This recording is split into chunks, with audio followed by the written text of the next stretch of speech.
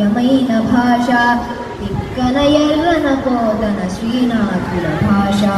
నన్నయ తొలి అడుగులో జయ కావ్యమైన భాష తిక్కన ఎర్రన కోతన శ్రీనాథుల భాష అన్నమయ్య వేమన ఆంతర్యమెరుగు భాష మిన్నగు రచనలతో ఎన్నదగిన తెలుగు భాష నా తెలుగు భాష